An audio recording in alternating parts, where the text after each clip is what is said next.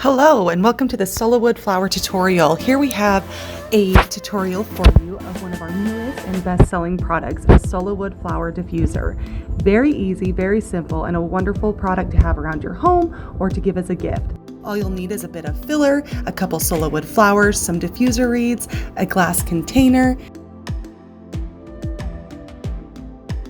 We are going to start by stemming a couple flowers and adding them into our jar. Those black stems that you see are the diffuser reeds, so they will help suck up and disperse that oil and the scent into your room. And then you can just arrange your flowers and filler however you would like to make a beautiful piece to either display in your own home, to give away as a birthday gift, a wedding present, or whatever you would like to use it for.